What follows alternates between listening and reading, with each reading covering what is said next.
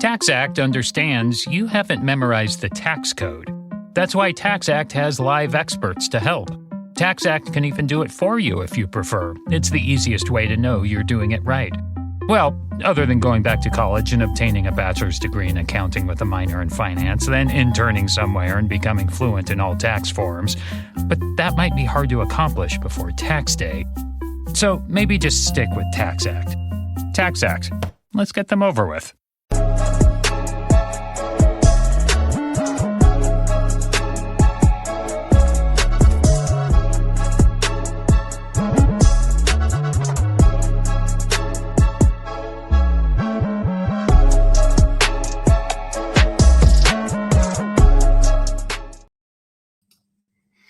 Hi everyone, welcome back to the Social Media Derby. We're back with another episode reviewing game week 26. But before we get into the pod, for those watching on YouTube, please subscribe to the channel, like the video, leave a comment, share if you can. For those listening on Spotify, Apple, or any of the other podcasting platforms, please follow, give us a 5-star review. All that stuff helps grow the pod and, algorithm and all that. And of course, the views expressed in this podcast are just for entertainment purposes. They do not reflect our real opinions unless football related. We've got a great episode this week. Brentford Arsenal yesterday night, 1-1. West Ham United, 1-1. Chelsea Leeds, 2-2. And then Sunderland Liverpool, the only team on the pod with a dub this game week, broke Sunderland's home record with a 1-0 win. But we'll get into it. How are you, man, doing? Khem, how you doing, bro? You're the only one with the 3-point collectors this week. How are you feeling? Feels the same as the draws and the L's we catch, bro. Still the same. Man's just giving up. Jonty, how you doing, bro? What did you make of the Brentford Arsenal game? Lightly before we get into it. I didn't actually watch it, but was going through the emotions as I was looking at VOTMob on my phone. So, yeah. We're going to get top-class analysis from you then on this ep. Razor, what are you saying, bro? Good week apart from the Brentford-Arsenal game? Free me from stinky takes of other Arsenal fans. Oh, is this an Arsenal fan on the pod who may not be attending right now, or are we talking wider pool? Sorry, you cut out for me, bro. I didn't hear the name. But we'll get into it then. We'll kick off then with the stinky game then, shall we? Or the most recent stinky game, because United's game wasn't much better and Chelsea's was quite funny to watch. But yeah, Brentford won, Arsenal won. Noni Madueke with a header. I feel like that's a collector's item. I don't remember too many headers coming from him, but it was a good one. And then, yeah, again, another header. Lewis Potter got the equaliser. And yeah, a bit of a basketball ending to the game. Both teams had lots of chances. Kelleher makes a big save from Martinelli right at the death. Igor Thiago has a bunch of chances as well. Raya makes a couple of big saves and it ends 1-1. So City have cut the lead now from 6 points to 4 points.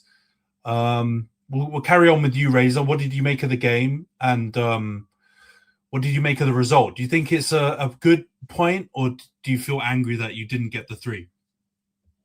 In terms of what I made of the game, I was a bit disappointed in terms of just like how we performed. But ultimately, I do think it's a decent result. Like Brentford are not the kind of side that you just expect to like roll over, despite what my prediction said. Like the G-Tech's a difficult place to play. They're in a good run of form. I think they're like before, like in terms of like overall, like they're one of the most informed teams in the division or whatever that means. So, and they've got a striker and a forward who, everyone's been singing the praises of while we've all been looking at all of the big money buyers in the top 6. Outside of that, he's probably been one of the most refreshing sort of forward forces in the entirety of the division. I'm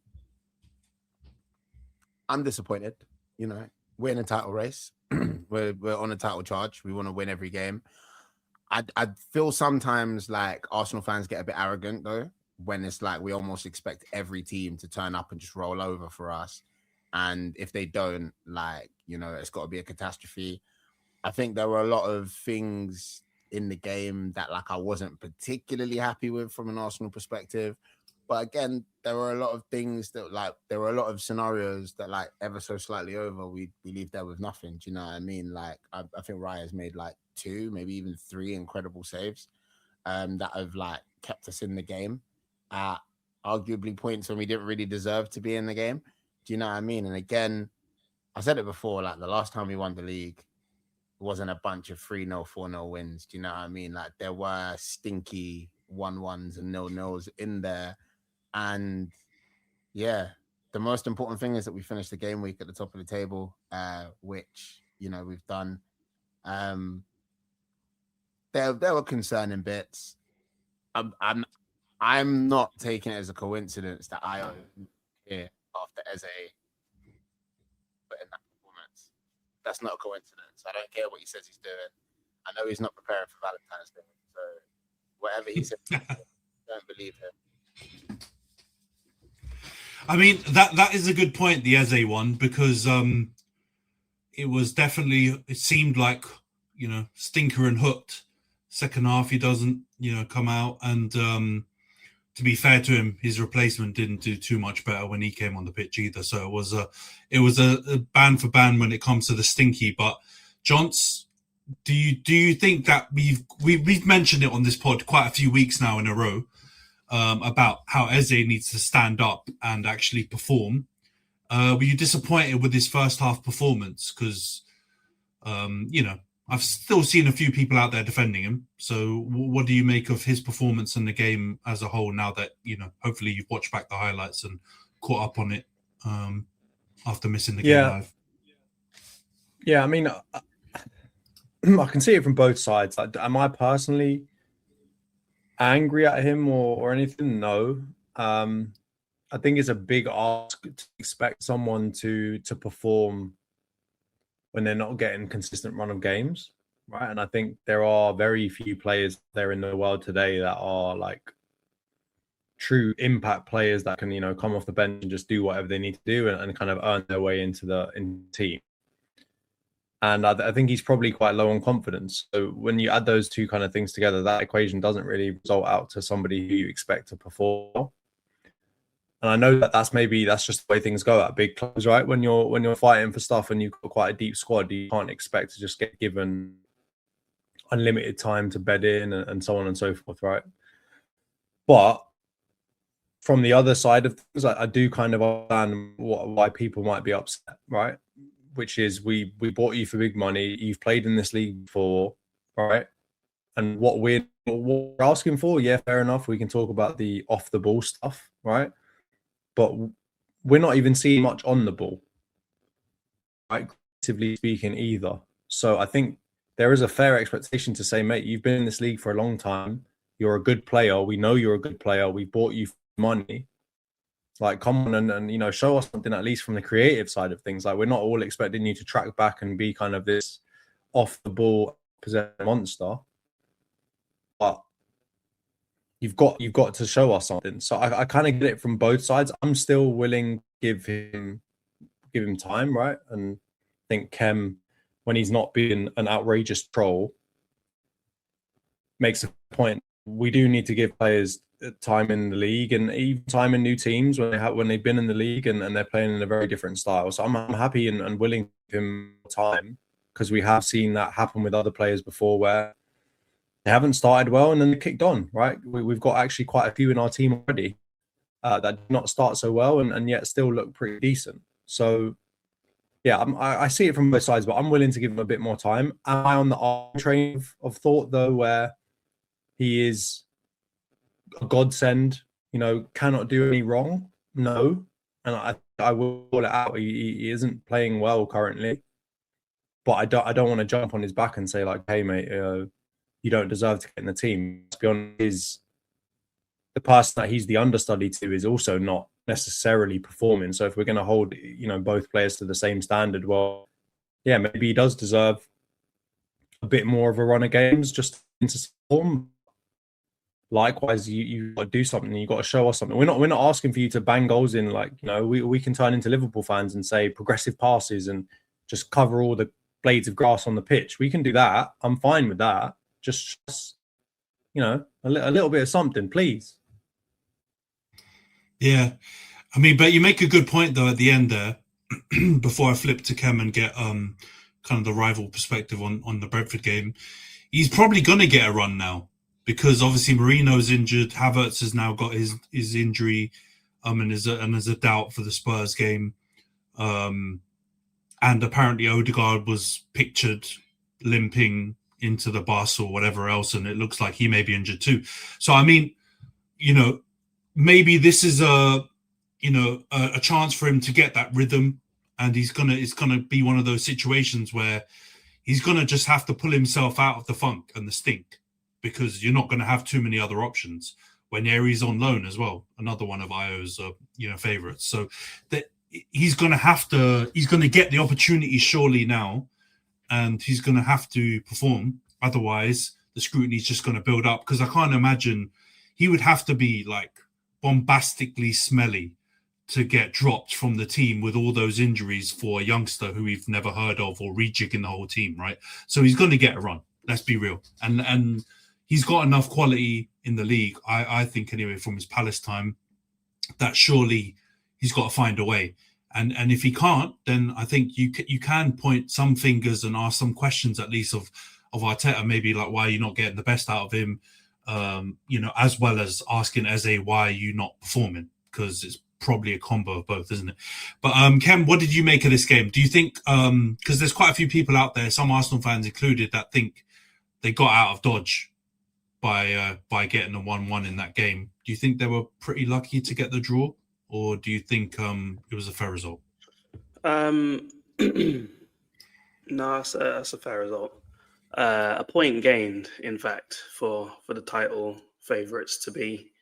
I think the crash outs are just PTSD, because you guys have struggled to win the league in a very, very long time, or anything in a long time. So it's warranted. But City will drop points on the road to this thing. Like, it's still the ceiling's still real low, guys. Like, it's bad. It's like it makes a bungalow look like a high rise, man. This ceiling is low. Brentford away, night game is not easy. They get up for it, man. Led by El Capitan Jordan Henderson as well. Balling out, so fair play for them. And you know what? The way you play, they're probably one of the teams that have actually sort of mirrored what you do to an extent for maybe a lower side quite well. So it's you can't really what Arsenal's strengths are actually kind of Brentford's, in terms of like aerial prowess, like strong with the set pieces, good in transition. So what you usually bully other teams for, they do. So like you running up with a long throw isn't going to shock them, because they practice it every week. So I think it's one of those games. It was just like you weren't at your best, but you didn't lose. So just take it, move on. You play the worst team next week, is it? I think so. You'll be back to 7 points with a gap, and City will probably fumble it somewhere in the draw. With the Eze thing, he's probably I guess he's reminding Arsenal why they dropped him in the first place. With his performances at the moment, and maybe we're seeing why no one actually did sign him. How old is he now? 27, 28. So maybe we're seeing why he was at Palace for this long. Like, maybe he is at best a squad player, and not a starter. Sorry if I seem, if I'm croaky in my voice. I had a quick nap before this pause. I didn't want to fall asleep on the live like people that are on today. But if he is watching, yeah, maybe Eze isn't as great as you think. Maybe it was only a fun signing because you jacked him off Spurs. Like, if you'd have hijacked Fulham or like, Sunderland for Eze, would it have been as fun? Would you have dropped a let it all work out video over hijacking, Leeds United? You know what I mean? Let's be real. And then of course he did bang a hat trick against them as well, which was crazy. Seeing that's fun, that's your rivals, but you'd be little bro in them anyway. So yeah, it's difficult. Players do need time. I've tried to say that, but he doesn't need time in the Prem. He's been here. He's used to facing all these setups and styles and cold nights, cold Thursday nights and shit like that. So yeah, he doesn't need time to adapt to that or the physicality, no. But you guys are in. This is where you wanted to be, where you didn't want to be, having like a massive drop off from your starters to your bench, etc. So it's where you guys have wanted to be. You are saying what you've always wanted, and you are getting your results. Like, it's one draw. Like, you'll move on from it. It's still a point gained. I don't think they'll catch you. I think you guys are just too consistent. I think it's really difficult to beat Arsenal. So not many teams will do that. So it's going to take a lot for you to actually fumble the Prem. God willing you do, but, I think you'll be all right, gents. A couple of extra things to touch on before we move on. But Gabriel, do you think there's a couple of shouts there that he should have got a second yellow for a tackle in the corner? Do you think he was a bit lucky to get away with it? I think he had a good game. Other than that, I mean, him and Saliba or Mosquera, were tested quite a lot by Thiago throughout. So do you guys think he could have got a second yellow? Because there are some shouts saying that he should have been sent off. Nah, I'd allow it. I'm not having it. I'm not having it. I mean, you can make these shouts all day long, and this one would be very, very low down the pecking order in terms of egregiousness. Especially, I know that we don't talk about tin pot clubs and people that can't fill out the stands. But have any of you lot seen what Foden did? Yeah, he should have got a red for that. That was terrible. This is in this doesn't even show up. You got to scroll 100 pages to get into the egregiousness of this one, and we're not even going to talk on that. So yeah, I'm not having it. We've seen enough. If you want to say anything, the yellow card, you can. But the same way, and I'm going to ask, what did Walker as a yellow card for barely touching man in like the first 10 minutes? So it all evens out. Yeah. The refs are just. Maybe it was a second yellow, but what's the? It doesn't matter. Man. We don't have a clue anymore. I think that's the point, right? Like you could have seen a referee give a second yellow for it, but you could have also equally seen a referee just allow it, like they did. Like I don't know, Razor. Do you agree? Are you a tiebreaker on this? Do you think he should have got red? I just think the refereeing overall, not just in terms of the decisions that went against Arsenal. I just think the refereeing, especially there was a 20-minute chunk in the first half, was really poor. Was a bit confusing. I think there were a couple of I think the referee kind of thought he was stamping his authority on the game. I think there were a couple of times, like Jonty mentioned, the Gyökeres yellow card, which was genuinely baffling to me. I think there were also a couple of times when he gave us quite soft fouls when Brentford were trying to build that that sustained period of pressure in the first half. There were a couple of little fouls that kind of relieved pressure. And obviously, as an Arsenal fan, I was happy to win them. But if that was us, I would be like, "What are you doing, ref? That's soft." You know what I mean? And then I think, interestingly, not making it back a chat about Eze, but I think interestingly, when Odegaard came on, I'm not crediting him entirely with it, but I think Arsenal looked a lot more dynamic, a lot sharp. I reckon they got a half-time bit of a hairdryer treatment as well, which is probably part of that. But I think that forced the ref to kind of have to leave out a little bit. I wouldn't have been surprised if he went. I held my breath when he blew the whistle. I thought he was going to go. But I'm glad that he didn't give it, mainly because I think the number of yellow cards that he gave out in that first half period was interesting, and it was heavily skewed in one direction. The ref definitely made it quite a bitty game in the first half, and there was a lot of stop-start and stuff, which is never good for the entertainment value of a match, right? We kind of want to see it flow as much as we can within reason. But yeah, no, I think it was one of those ones where it could have gone either way. I don't think it's an outrageous mistake not to give him a yellow, for sure not. It's one of those calls where the ref's pretty much going to make their judgment on the day, right? Unlike the Foden one that Jonty mentioned, which I obviously didn't watch that game live, because why would I? But when I watched the clips on Twitter and stuff like that, I mean, that's an Achilles rake. That can end a player's career if it goes badly for, was it Bassi? I think it was on, right? Yeah, he was a mile away from the ball. The ball had so late. gone. The ball was in a different stratosphere, different postcode, and he was, chopping out, trying to stamp him out. So yeah, I mean, the other thing I wanted to get an opinion on, and realistic Gooner plus Anakin Skywalker. I'm not sure if I want to hear your opinion on this, but team selection wise, right? I know we've got a good, a tight run of games. Like we've got a lot of football to play.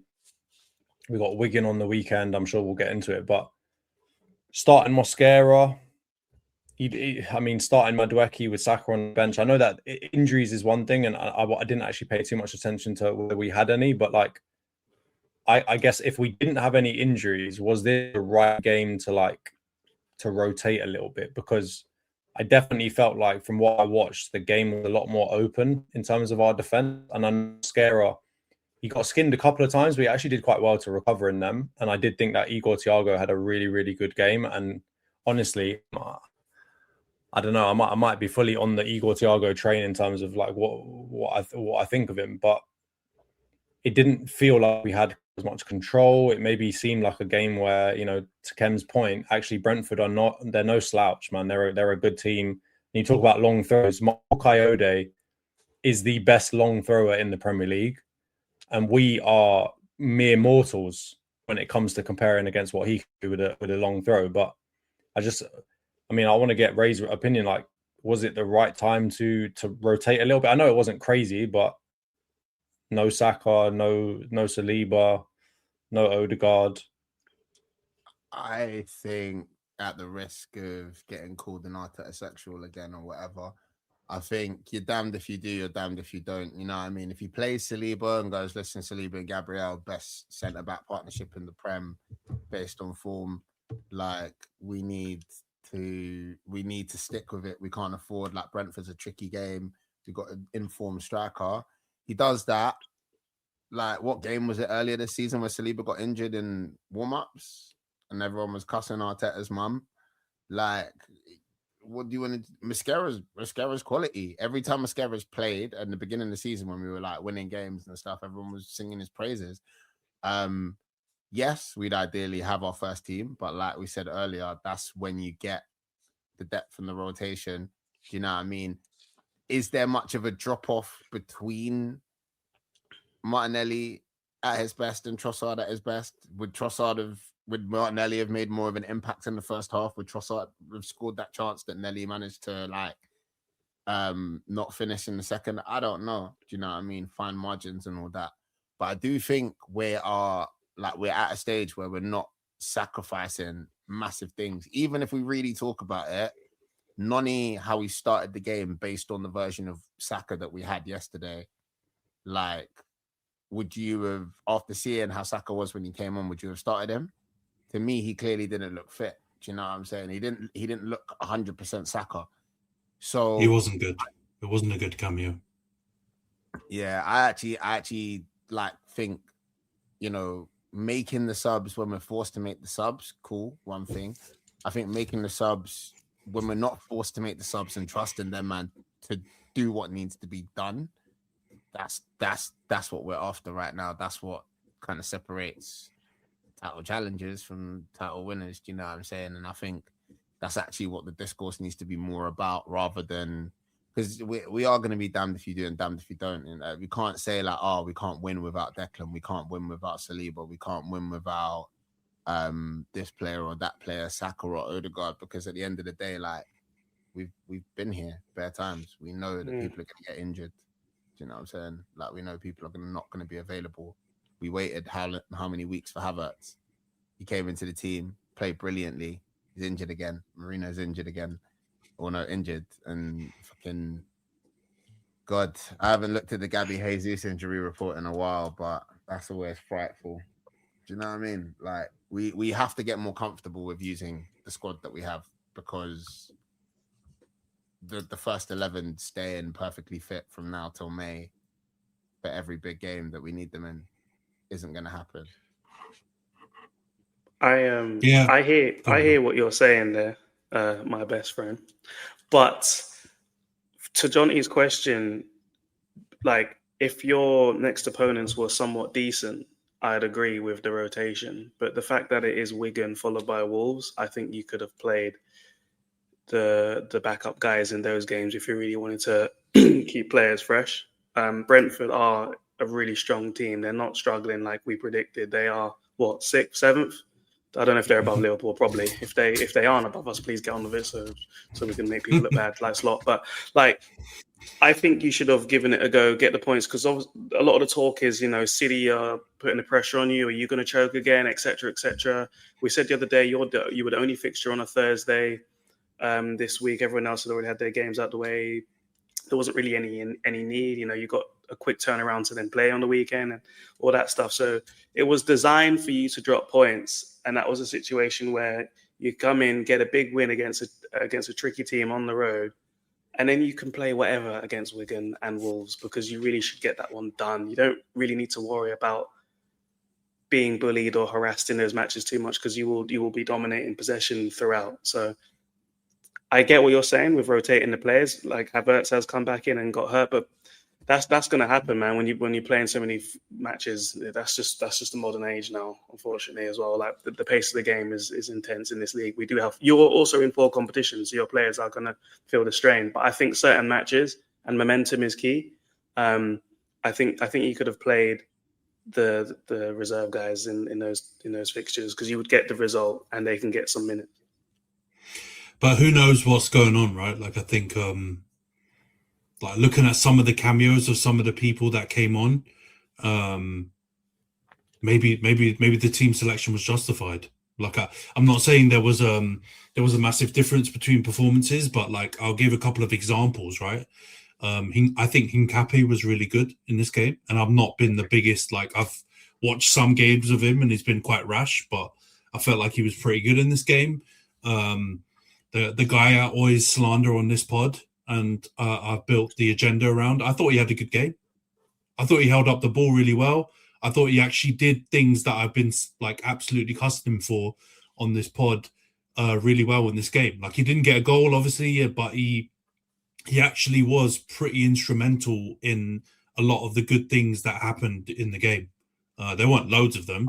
He had a part. I was going to send a Joker as a compilation from the game in the chat, but then I realized that was too shameless. I decided not to, but I'm glad that you recognized it. A striker compilation where he didn't score. Yeah, I mean, that would have been too far. But he had good. That's the level that we're getting to, Khem. But he had, honestly, he was decent. Like, the thing with him is, and we mentioned it, what I've been focusing on this on the other pods was, he's going to get the off the shin, off the arse type of goals. Like, he's shown that already, right? But the things that I've been criticizing him on is just like his general play, and whether he can trap a ball, he can lay it off, and whether he actually can function in a team without looking like the worst player on the pitch or like the Make-A-Wish player. And in this game, he was really good. Like, he didn't look like that. And he functioned really well in the team. So you got to give him credit for it. It's one game, but Brentford are hard. Like, they've got big centre-backs. Like, he also had a really difficult task, but I felt like he did it really well. So there were little things in the game that were good. But yeah, there's too many of your attackers who are not firing right now. And it puts a lot of pressure on your defense to basically be flawless to get wins in these type of games. And conceding one goal is not that bad.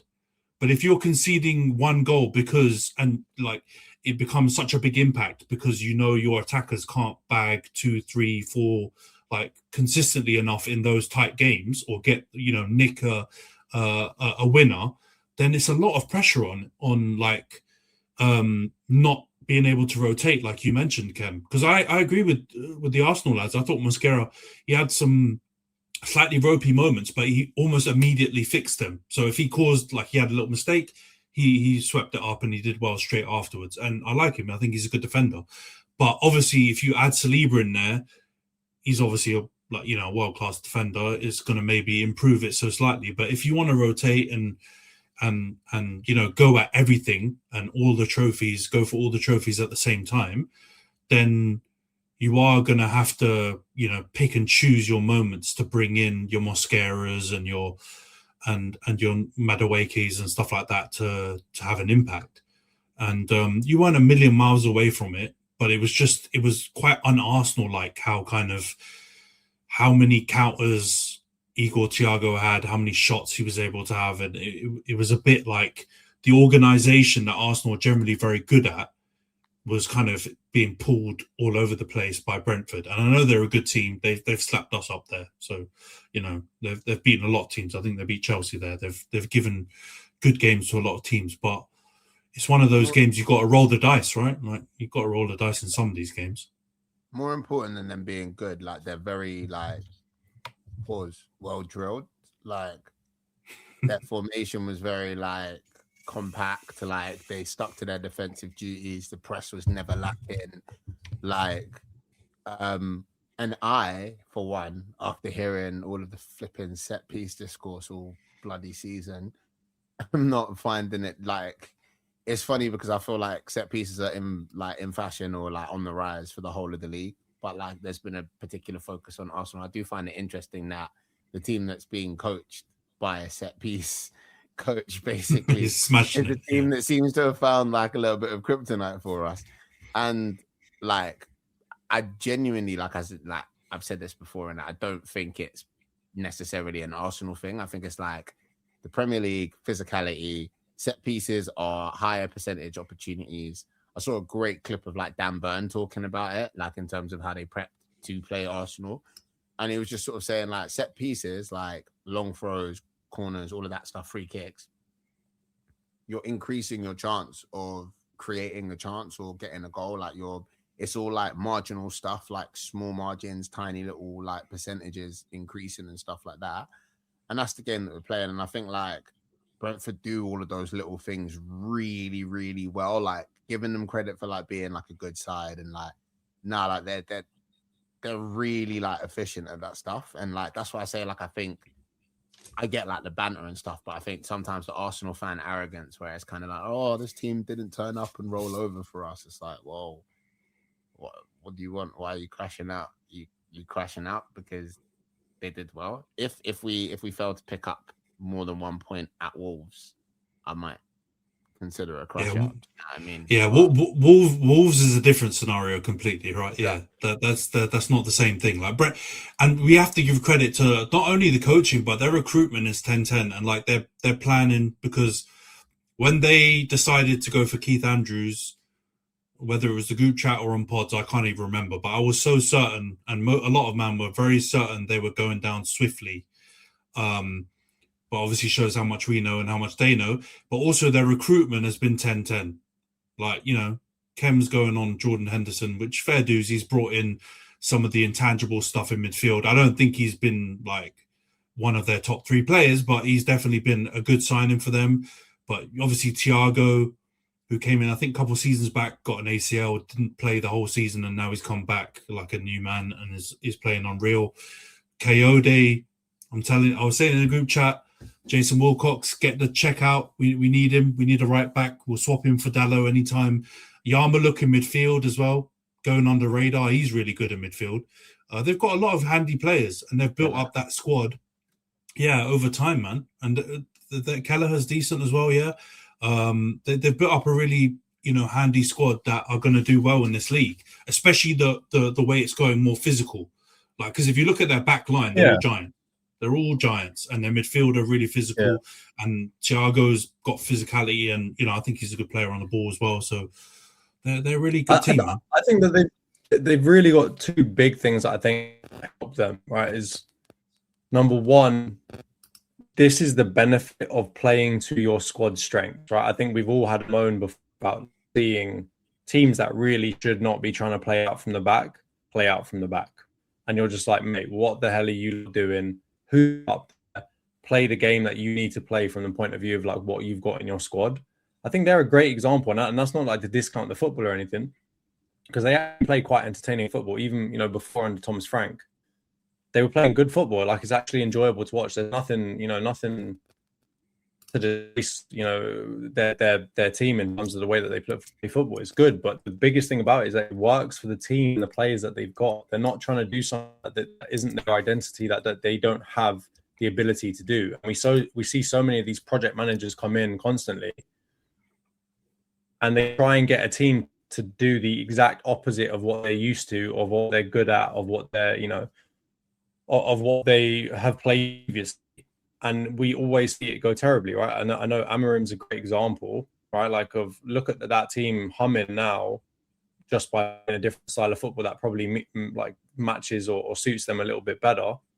And I think that, that is one thing that Brentford really have. And then the only other thing I will say about that is they've got the beautiful thing of not having too much attention and too much eyes on them constantly. And I think this is especially for a manager that's new in the game, just give him a bit of space to do what he's got to do, right? And don't have a fan base that's hugely entitled to just expect that you're going to be really good all the time. The Brentford fans, when you see these interviews with them, they are literally just happy to be here, right? If they end up 17th, stay in the league, they'll be more than happy just to still be here, right? And that also partly takes some of the pressure and attention off them, because you don't have a bunch of Brentford fans sneaking out the manager if he makes one wrong move. So I think when you bring all that together, they've got like the recipe to keep chugging along. The issue they've got is it's almost like, don't stick your head out too much, because then, Chelsea come knocking, Man City come knocking and start nicking some of your players, and then you end up getting kind of essentially rinsed. And then people start looking at you. And I'd argue Brighton this season have been a great example of that, right? They've been rinsed a couple of times, probably a bit too much pressure on them or a bit too much attention on them, and they start to falter a little bit. So, yeah, I mean, good. I would say, well done to Brentford. I think they're doing a really good job, and they are a joy to watch. And like I said, Thiago, baller. It's a good team. He's not gonna be there for that much longer. But it is the similar Brighton thing. They'll have to just keep replacing players, and they've done it with Tony and Mbeumo, and before that they had Ollie Watkins and stuff like that. They've to this point done really well with that, and we all know that has an expiration date, like Southampton and other teams before that have had similar scenarios. But at the moment, they're doing well, and I think they were good value for their point and could have even nicked it at the end. So in my perspective, Arsenal get the point and get the hell out of there. All right, we'll segue over to West Ham versus Man United. Ended 1-1. Drab first half, not much going on at all. Second half, early doors, Souček gets a goal. A really well-worked goal from their perspective. Luke Shaw has an absolute nightmare on that one from a United perspective. And then, not much happens until we start to bring on the subs. To be fair to Carrick, he did do an Amarim and replace a centre-back with another centre-back. But at the same time, he took off, he took off Dalot for Xerxes and brought on Sesko up front for Cunha. And we did start to create a few more chances. Xerxes had a header which just went wide. We had a disallowed goal from Casemiro, which I'm seeing all kinds of stuff on Twitter, so I want to get you guys' opinions on this. And then eventually Sesko scores with just like a really weird, but in my perspective anyway, like a class finish. He kind of dinks it, loops it over the keeper from my perspective, again, a really poor cross from Mbeumo. The cross was rubbish. And somehow Sesko turned it into a goal. And then, right at the end, again, I think Ahmad was on a 2-on-2 and fizzles out. So there was even a chance maybe in the last few embers to get something else. But 1-1 draw in the end. From a United perspective, our worst performance under Carrick so far. West Ham definitely deserved the 3 points from the value of performance. I think Nuno's properly got his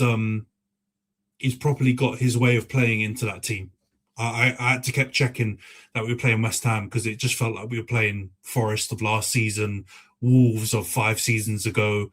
They just he set up his team with a really stable back line, and Bowen, Somerville played really well. He gave Dalot a really difficult time, as shit as Dalot is, but he still rinsed him a good few times. And even that striker they brought in, Tati from Lazio, he was pretty decent. So overall, I think we got very, very fortunate to get the 1-1. They had quite a few breakaways before we had the equaliser as well.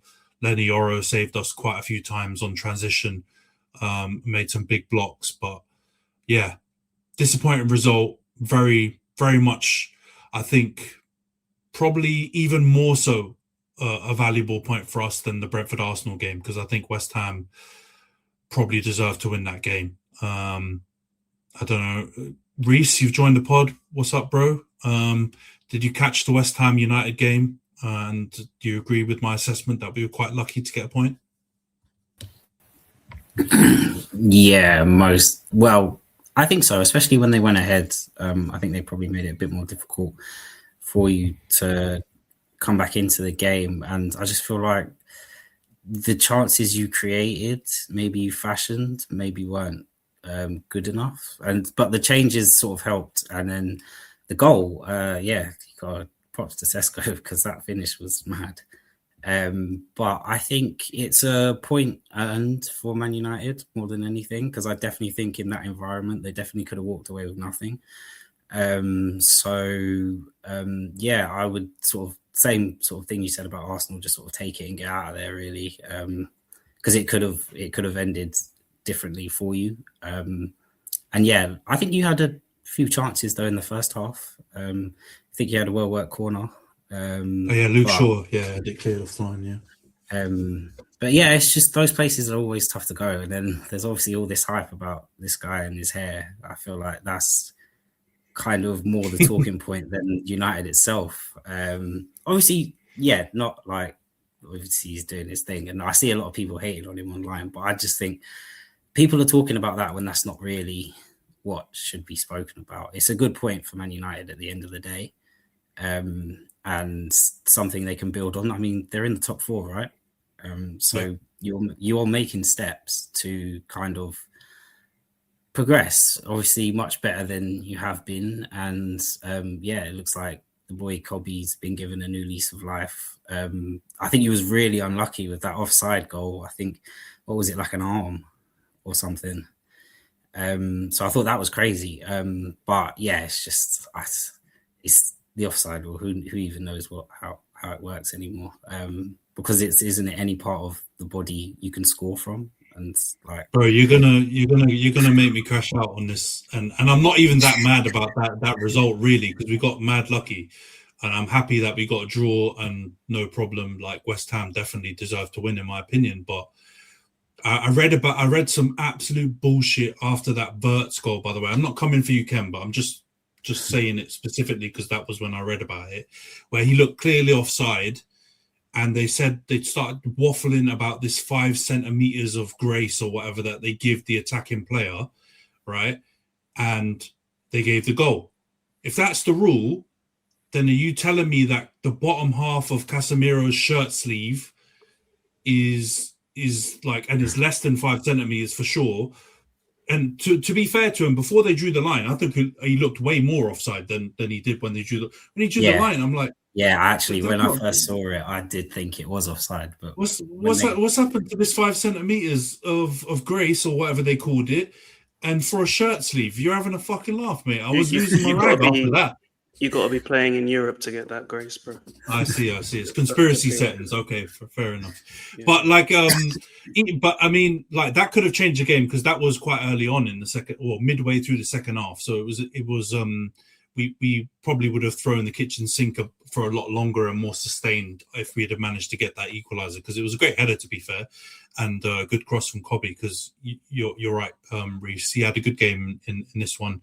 He maybe could have tracked a runner for that goal that they scored, but I think there was just, I mean, Luke Shaw, that I can't criticize. He's been good this season, but I've had like 9 other seasons of this guy either being cropped or he's just doing dumb shit like that. And I mean, let the ball bounce, then he lunged, then he's way out of position, and everyone else has to like shift around and doesn't. You could clearly see that everyone lost their man, because Souček runs in between Cobby and Casemiro, and they clearly both don't know who's supposed to follow him, and they score. So some frustrating points in that game, but I think West Ham were good, and we were really lucky to get out of it. I know that Luke Shaw thing happened, but I think they had a couple of like flash shots where they could have scored in the first half too, but it was pretty drab. And yeah, I was going to try and get through this episode without mentioning the hair bloke, because same like you mentioned, man. from all the like other things that you see of him, apart from his daily update on his massive Barnet growing, like he seems like a decent guy. But the amount of content I saw with just him everywhere before the game, it's like this is a circus, man.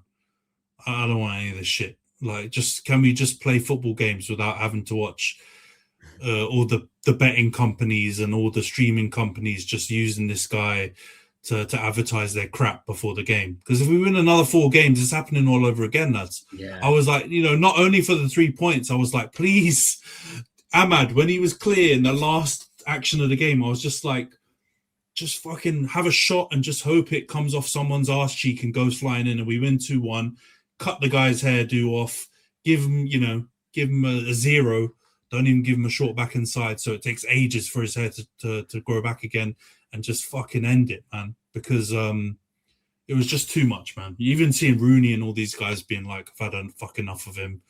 Just it's a bit harsh on him, but it's just, come on, man. It's too much, man. To the pressure like that's on United as a football club right now in terms of them winning games and improving from the position that they was in. So yeah, it's just, I don't think it's needed. Yeah.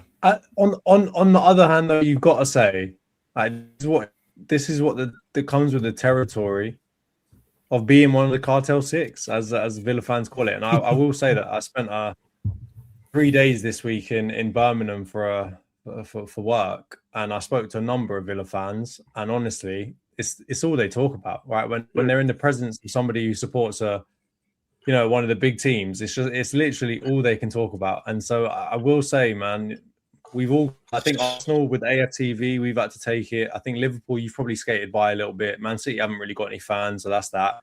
But Spurs, they also suffer, I think, a little bit as well with all their fans getting on their back. But I will just say this does come with the territory of being like the big club, is that you are a prime target for influencers, for fans to just make something out of it. That's really got nothing to do with Man United actually being successful, right? I think we've talked about this before with like, Goldbridge.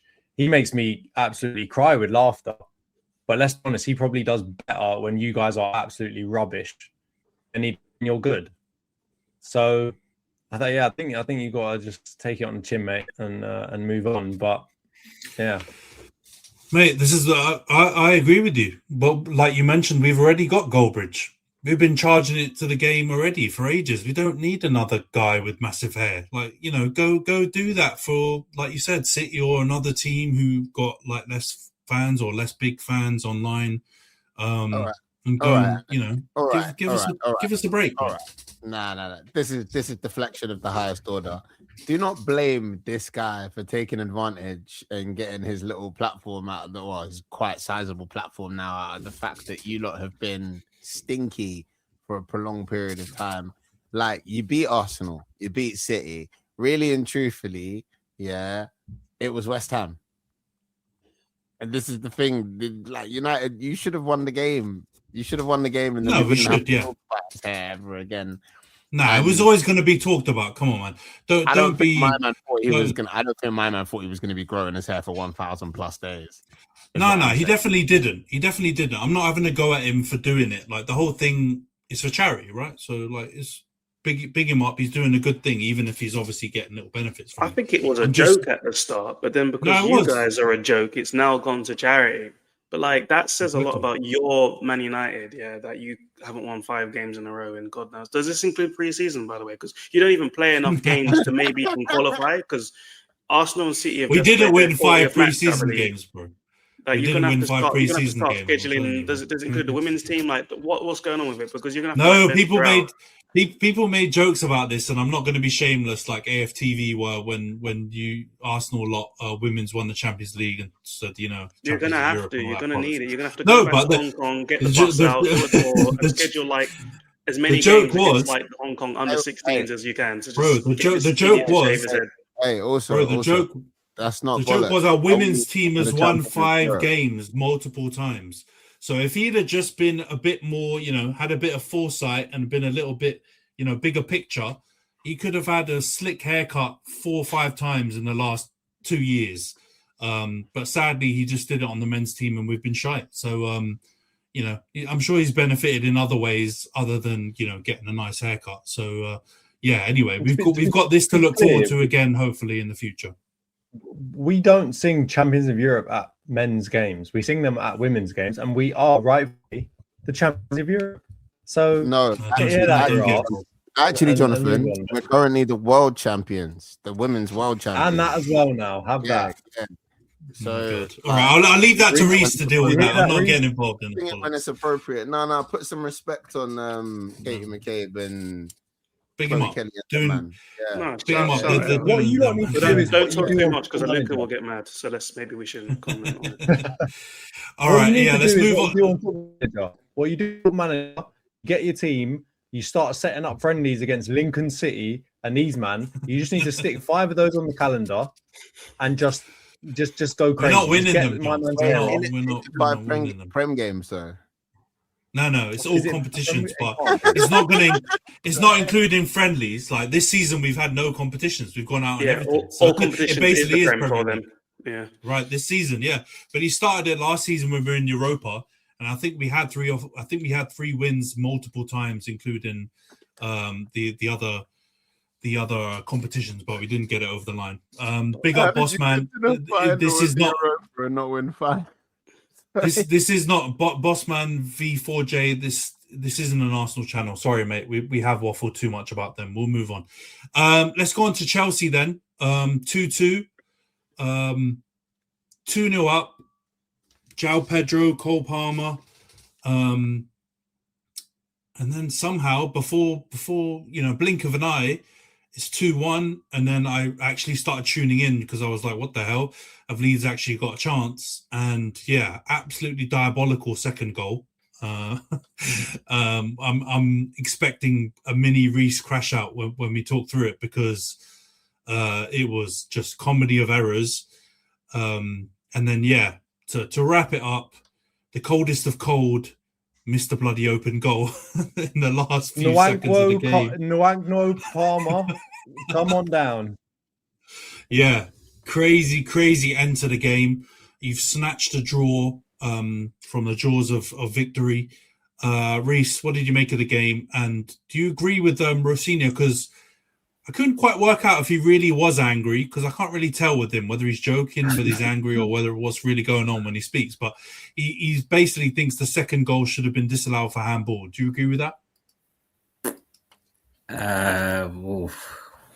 I mean, I get it. It could have been, but I think, it was because of the proximity. I don't know. It makes it difficult just to maybe, but I think forget the handball. Let's talk about that calamitous defending because, I mean, we was pretty much in the driver's seat. And then, I guess we just threw it away. Silly second goal from, I suppose you can't blame Achimpong too much because I guess he doesn't get too much minutes, but just Chalobah, I think just the way kind of that goal, it just sums up our kind of season in terms of the goals we concede. I've saw a highlight reel of the goals we concede and they're just so calamitous defensively. So I think we were the masters of our own downfall pretty much in that game. I think we played well up until that point. Cole's looking sharp. I mean, he did miss an open goal, but he was very much involved in the game, getting amongst it, picking up the ball, like forward passes, linking up well with João Pedro as well.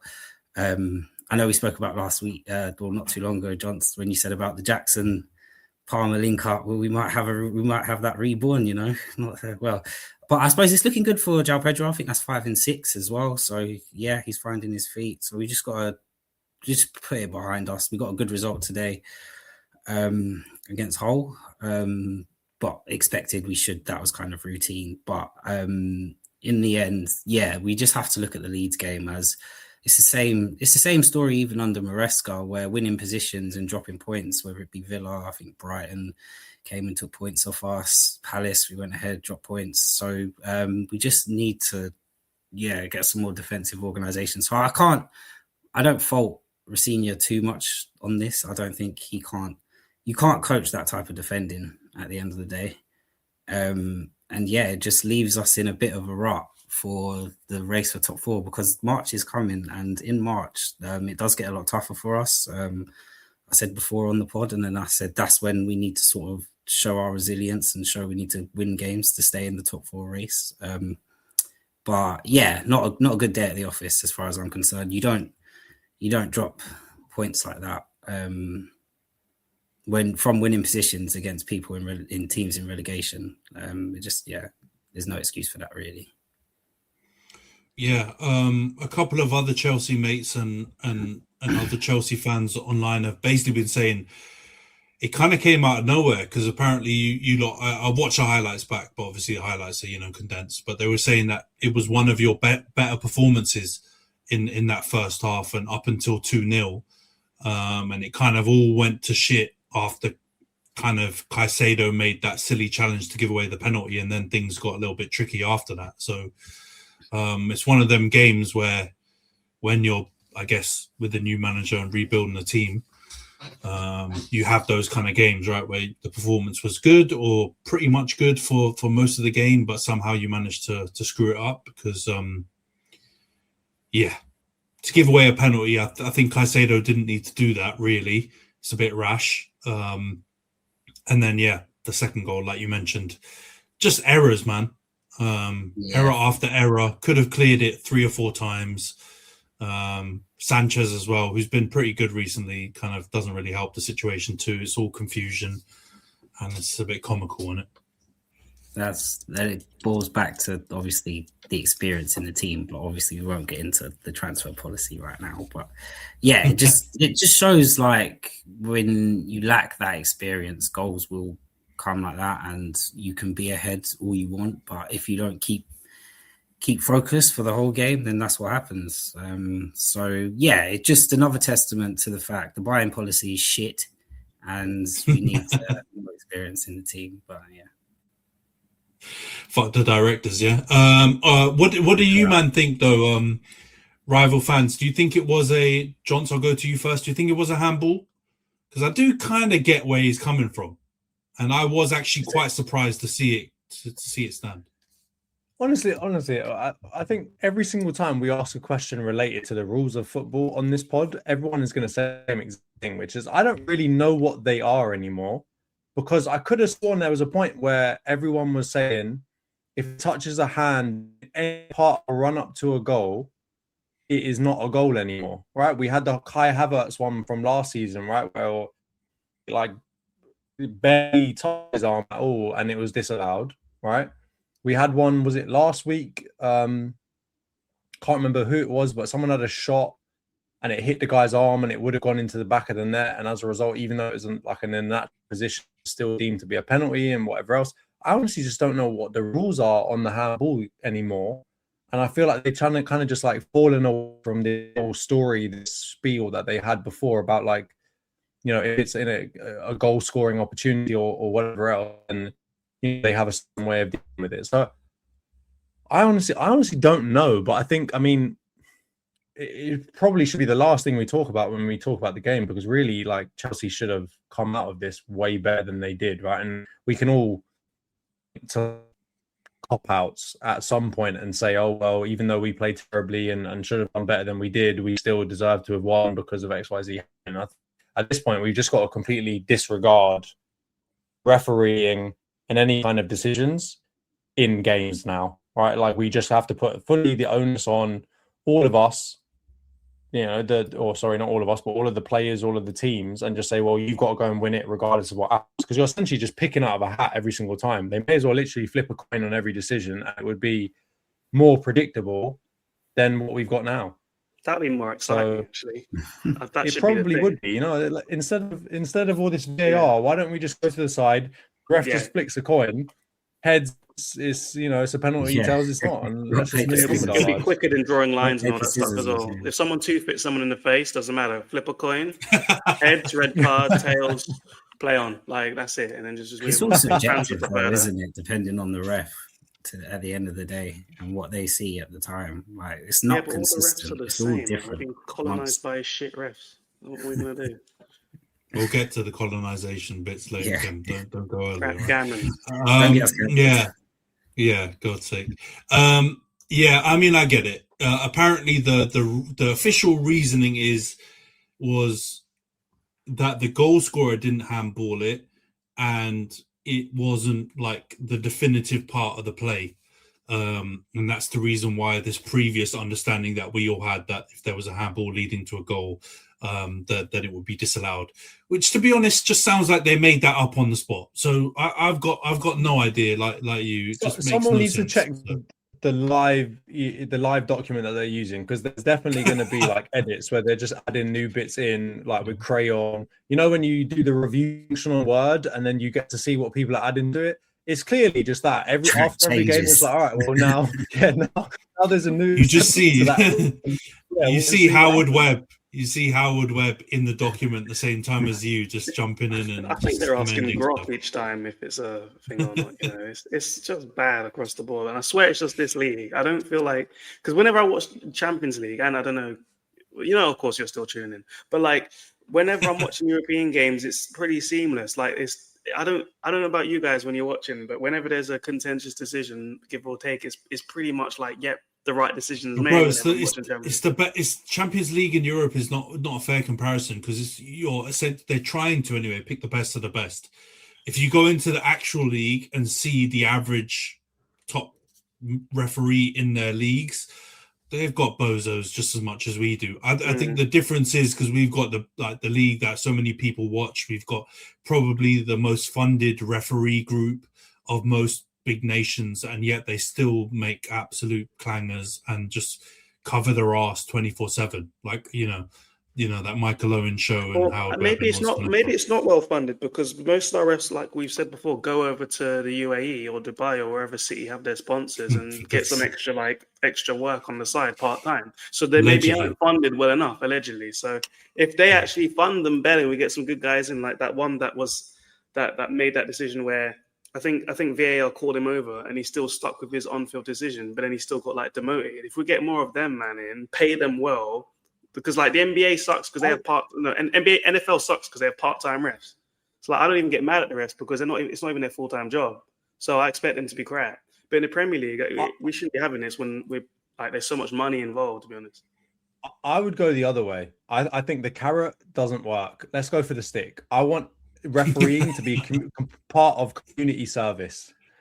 Right, and it reduces your sentence if you're half decent, and I think that's the way we need to go with it. We need to go the other opposite direction. Now, if you get a speeding ticket, or if you vandalize or whatever, all right, we're pulling you into the PL. You're going to referee a game. If you do a good job, then you get a couple of days off your sentence or whatever else. Because at the moment, whatever money they are getting paid, they do not deserve. They should be donated to, I don't know, whatever paint, the software company that makes the Paint 3D or whatever they're using to draw the lines, be geared to someone else. Because at the moment, it's woeful. The fact that they get paid anything is a fucking disgrace. That's such a half Chinese policy. Yeah, it is. And I've seen Razor. I see you coming off mic multiple times, but having to revert back to going off mic when Khem's saying what he's saying and John's saying all kinds of things, and I'm just like, do you know what? We did a disclaimer at the top of the show. Yeah. Employment. Might need to reload it, bro. We might need to reload it. Yeah, referees there's enough money in this country for us to have the best of the best referees. Really and truthfully, yeah, I agree with Khem. Like our referees shouldn't be going on summer holidays to nation states to hang out with people who allegedly own the parent club of a big football conglomerate that has ruined the beautiful game. They should be. I said allegedly, right? Allegedly, yeah, multiple sandwich. times. Don't worry, you're good. They should be going. No. All jokes aside, like our English Premier League refs should be going to, coach other referees in the flipping summer, so that like the standard of refereeing in other leagues can be going up. That's what the best, most wealthy flipping league in the country. That's what the referee and that's what the officiating should be doing. They should be setting the standard and the tone. Do you know what I mean? But I was about to say something wild. Instead, that's not what's happening, and that's where I'm going to leave it. And I'm disappointed. I mean, the bar is on the floor when you got people like David Coote on camera calling you. Oh God, bro! Yeah, off his face. So I mean, what is the standard of refereeing in this country? Like, so they might secretly already be doing the community service idea, right? They might be doing that. We just haven't told anyone. No, I mean, you're right. It could be. WWE, they're like part of the show, aren't they? They're meant to, but maybe the refs are supposed to like cock it up here and there to have talking points, because it's at this point where it's like, was it this bad when we were younger, or did we just not? I don't know anymore. I know United obviously got all the favourable decisions. We all know that, but in general, like all the other matches that were played each week, I don't remember it being this diabolical without all the tech that's there to support them, all the extra cameras that's there to support them. Yeah, it's just. Yeah, they definitely were not this diabolical. They weren't this diabolical. I know that everyone has the rose-tinted glasses and they say, "Oh, the PL was best whenever they grew up," essentially. But honestly, it wasn't this bad. There were probably challenges with rules, right? That they've changed them, injuries and so on and so forth. But I don't remember it being this inconsistent, right? Like the rules we can talk about separately, but it was never this inconsistent. I think it's just there's a variety of things. I think actually there's elements that have improved, obviously, with the technology. But then the problem is the bar and the expectation rises with that, because that someone's got all of this tech at their disposal and they should be getting things right. And then because they do all these things to pat themselves on the back, again, when they have like a complete calamity, it's just bigger and more obvious, and we've got all the different platforms and channels to be able to vent about it. And then I think actually giving them more say has harmed them when you've got people, on these different shows backing them up, and then it just makes it all look probably a lot fishier than it is, and it's just the standard is not good enough, and the current batch of refs that we have are not that good. And hopefully if we get a better batch in, then it improves. But yeah, it's hard to say whether it was kind of better or worse now, but it certainly feels like they're having big clangers regularly, and we didn't have that before. I have one final thought on this. I think referees need to get respected more, which is a chicken and egg situation, because the players, fans, managers, everyone will start to respect them more when they're less fucking useless. But realistically, if you look at a different game, and I hate to do the comparison of the two, but if you look at a game where like rugby, like there's rugby refs are definitely not getting paid bare money compared to like Premier League refs, you know what I'm saying? But like they command respect, and there's a respect in the work that they do, and they're expected to know the laws of the game inside and out, and they're expected to be the arbiter of those rules when they're on the pitch, and the game runs smoothly. You don't really see rugby refs like throwing around sin bins to stamp their authority on the game. They just tell man, shut up, and man know what time it is. And that's because there's a bit more of a mutual respect there for man's capabilities, but also his control of the game. You know what I'm saying? So I think it's about the quality going up, and then end up in a situation. I hear you, but they use tech. They've used tech a lot longer in rugby than they've done in football. Like I think rugby, cricket, tennis have used like tech on the side and had video arrest for a while, but they don't fuck it up like the Luis Diaz situation a couple of years ago. They don't call a try on the microphone but not give the try. Do you know what I mean? They don't have stupidness like that in rugby, because they have, like, for a sport that's so violent, they still have common sense. Like we have allegedly people going out to certain countries and then giving stupid decisions to their rival teams. Let's just be real here, okay? That's what's happening, and we just have to just live with it. There's definitely a script writer out there. This is the weirdest thing about it, right? Even in cricket, I know we don't have a lot of cricket fans in here. I know I've tried to go down that path before and it didn't go anywhere good. But we're talking about two sports that arguably have a more complicated set of rules than football, right? If you watch a rugby game, the first thing that a lot of like rugby watchers will say is like, I don't understand what's going on. And likewise for cricket, my biggest thing is on Razor's point, right? Like, I do agree that we should have more respect for referees, right? And I think it's a two-way street, right? Just as you said, they need to command respect, but then they also need to be respected by the players. But the biggest thing that I think delivers that respect is to be the authority on the pitch when it comes to the rules. And I think if you put Howard Webb in one of them Jubilee style format shows, one referee against 20 fans, I guarantee you the fans are knowing more about football rules than they do. And or they are just as confused as all of us about what the rules actually are, because they're changing them every 5 seconds and updating the Google Doc. So, you know, I think everyone will give them more respect when they actually show that they know what they're doing in terms of what the rules are, how they're being applied, and not just adding things on to their sentences. You know, like, oh, sorry, a year ago I hadn't finished my sentence, so it's handball. And then a year later, if you do it like this, and then the next year, but not if you do it like that. It's like we're slowly developing rules over the course of 7 years, where these men could just sit down one summer, instead of going to alleged countries, sit down one summer, watch back the games, see what actually is happening, go through the examples and actually set up, okay, well, this is the rule and this is the application of the rule, and there it is. Not this, oh, you know, for the next 3 months, you're not allowed to try and touch the ball before someone takes a free kick, otherwise you get sent off and you get booted for your troubles, right? Like, what are we doing? Just, it's really not that difficult. I know I'm not a referee, but this is not that difficult, and they're making it look difficult, which is the sign of a terrible organization from my point of view. Yeah, but I think before we move on, because we've been on this for a minute, I think the point you touched on right at the end is the key. If you keep tweaking things 24/7, you start getting lost. You get lost in the sauce, man. You don't know what's going on anymore.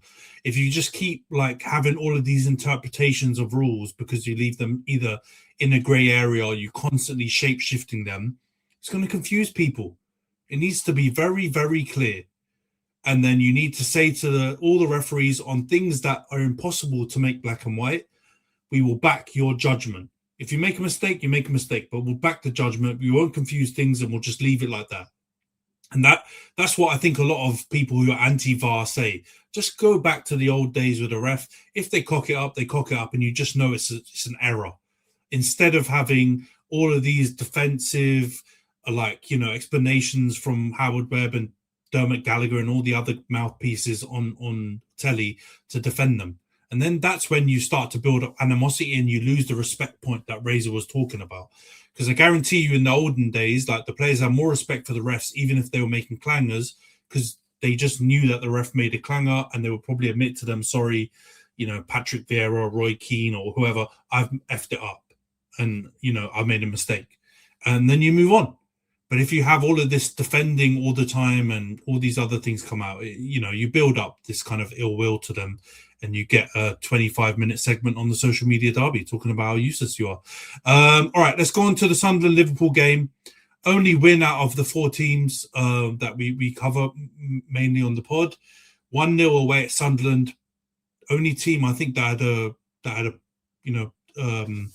defeatless record at home, and Liverpool end it with a bit of a shit goal, to be honest. It wasn't the greatest game, but I will say you guys absolutely fought tooth and nail, and Sunderland are a very difficult team. I've talked about them on here. I get unfairly, banded around different ways that I've said stuff about Sunderland, but they've got a team of very physically strong and Prem-ready players, and you guys got the dub, Khem. You happy? I know you've got the whole slot out and tank the season vibe generally, but you do support Liverpool. Surely you were happy to see them get the win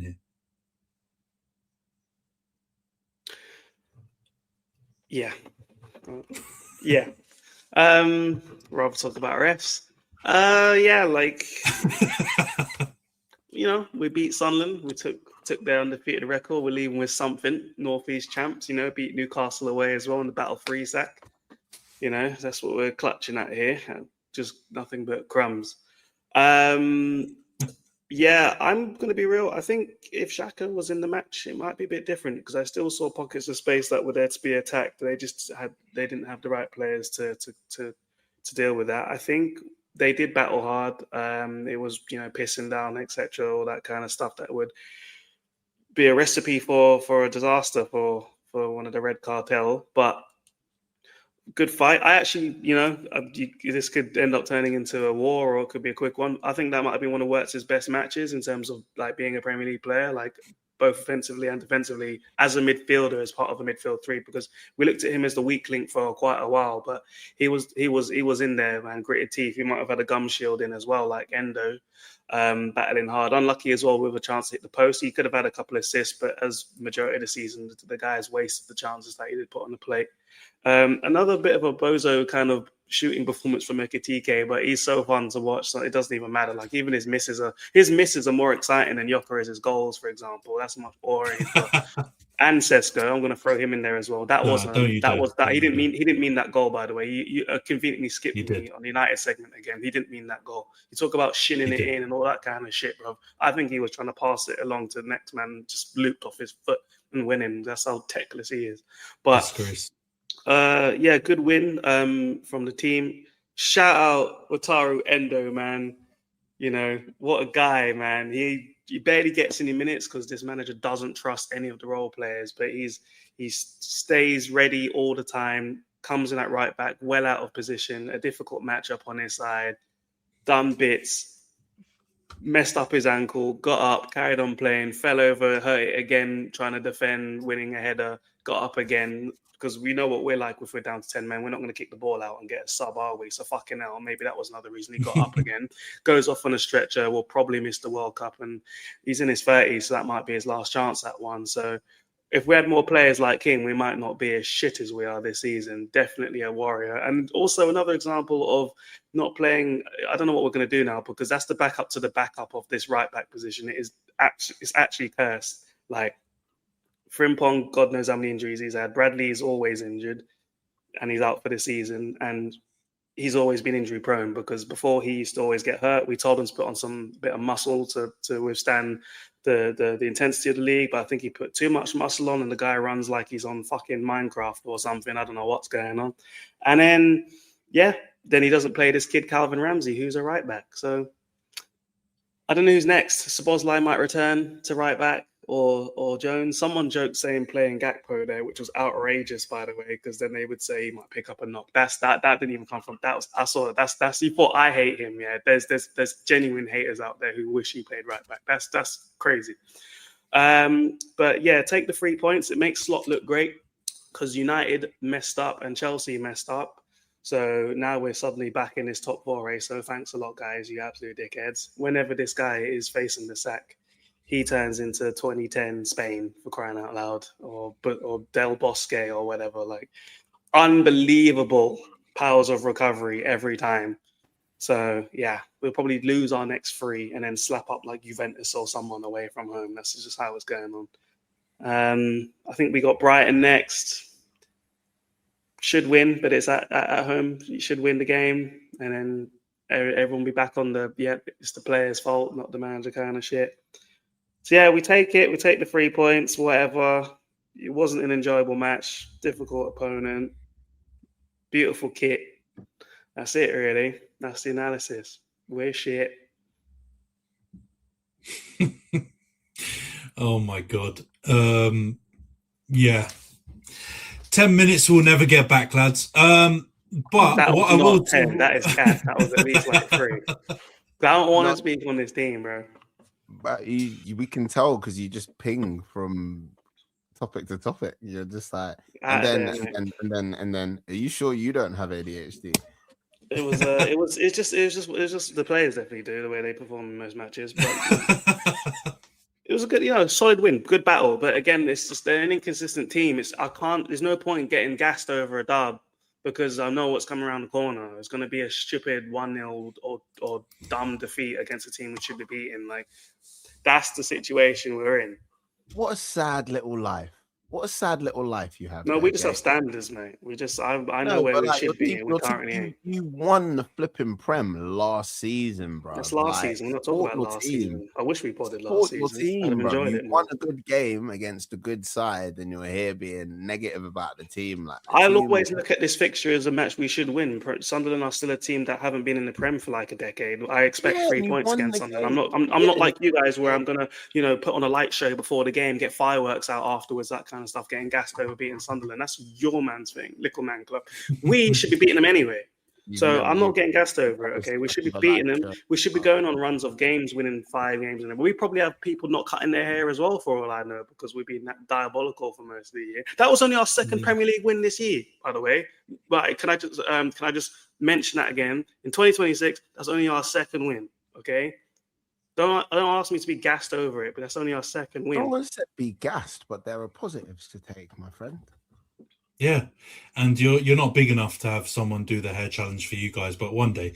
But you had a lot of this season anyway. you had a lot of good performances, and just how I fairly said about Gyökeres, I will agree with you. For the first time watching Verts, I actually feel like I saw a player. Like he played really well in this game. And like both sides, I agree with you. He was tracking back defensively. He was trying to get stuck in. He was trying to do stuff, and it was clear that he hasn't quite got the right attack around him to like. He's not on a wavelength with all of them. Like he's closer with Ekitike, but you're right. Ekitike was moving a bit bozo-ish in this game. I'm not gonna lie, and Verts was trying to drag you over the line. So he was a bright spark. I think. Konate, hats off, man. He's been arsed for most of the season. But in this game, he was against Brobby. And you, man, know how I feel about Brobby. And he did really well against Brobby, man.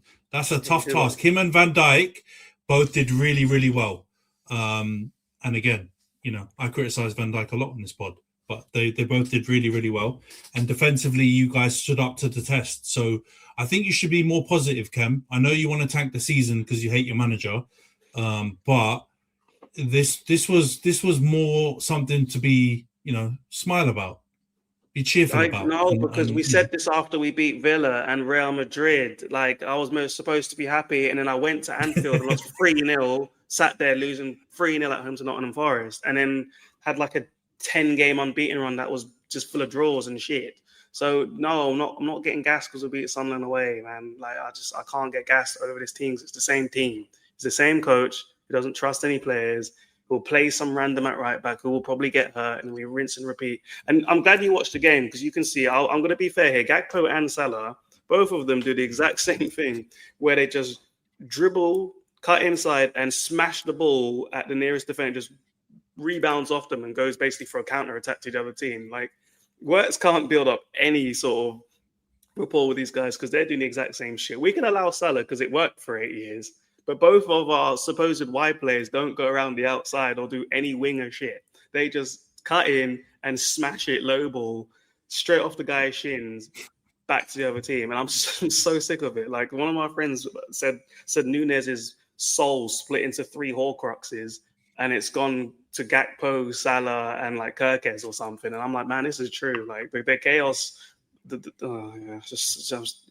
I'm done with it. We can move on. I'm crashing here. It looks like one of those. There might be a 4th Horcrux, and it might be in a man that has hair like pot noodle.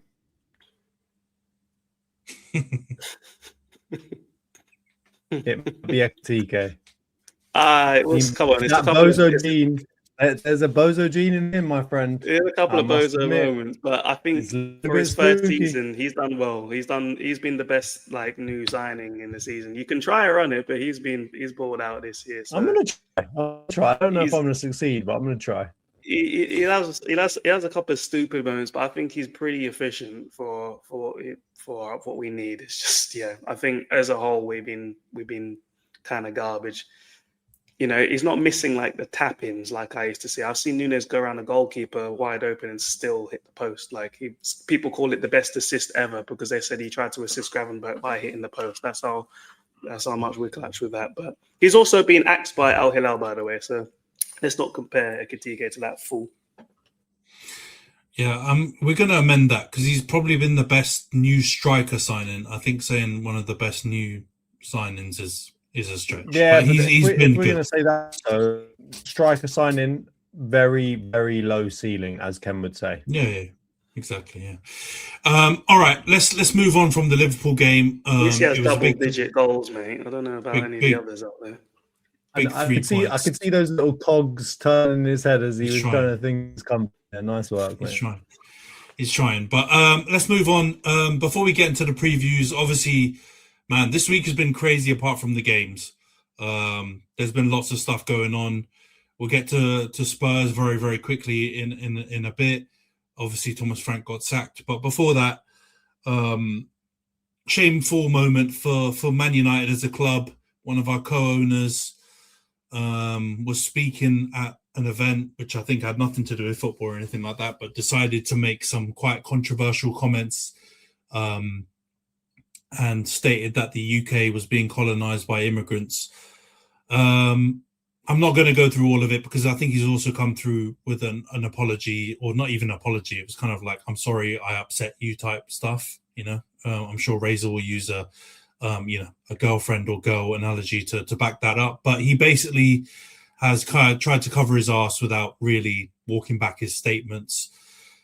It looks like our club has come out and said that, we don't, in a soft way, we don't back that. And we're about, inclusion and all these other things, which they obviously have to do, considering 97% of our team are all players who, have come from immigrant backgrounds. But yeah, as the only United fan on here, thanks Nash for not attending.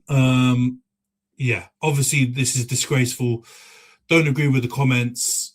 As many online fans and different people who are critical of Jim Ratcliffe call him a scruff. This was definitely a scruffy moment, and he stinks. Don't agree with the comments. No need for him to say anything. We talked about the fellow with the hair. We're playing all right, and we've got this fellow with the hair, and then we've got our co-owner coming out and saying all this kind of rubbish. Been a rough week, so I don't know how much more any of you guys want to comment on it. I know we don't really talk about politics or anything like that, but yeah, not a great week for Man United as a club to be connected with Sir Jim Ratcliffe. Doesn't he live in Monaco? Exactly. So he doesn't. I was just going to say. UK. Cool. Probably. Yeah, there we go. All right. Was... Who built the railroads? He's colonizing France.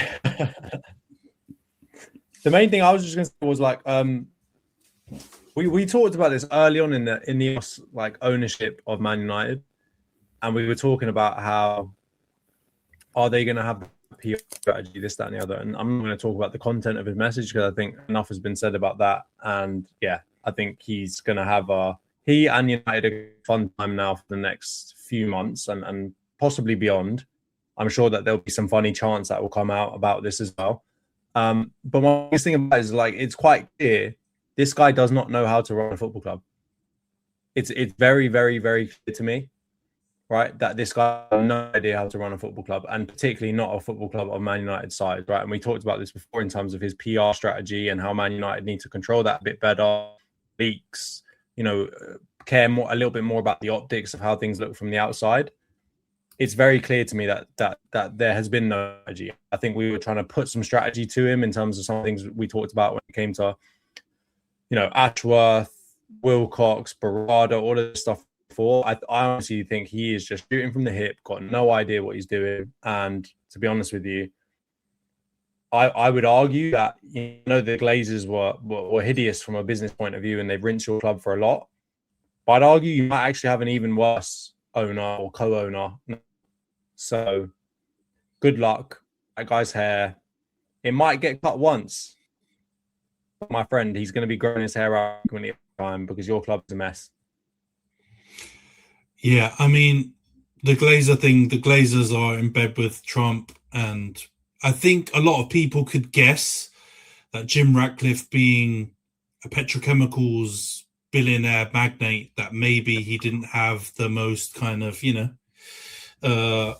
didn't have the public's interest at heart, didn't have maybe some of the soundest morals, because you generally can't have all of that to get to that position. But shut the fuck up, please, man. Why are you going out there and saying these things in public? Just please, mate. Just it's not a time for you to go out there and say that kind of stuff, or there's never a time. But yeah, he's had a nightmare, and he got all of. I saw someone really like sum it up well. He got the statistical things wrong. He got the general mood and like taking into consideration, is this the right time to say something completely wrong? And then he's come out afterwards and then fake apologied, half-ass apologied it and got that wrong. And then if you look at his running of the club, 99% of that has been wrong. So he's on a real stinky run. And yeah, it's not a good look for us. Looks bad, especially after sacking Amorim for Carrick as well, and then following it with such comments as well.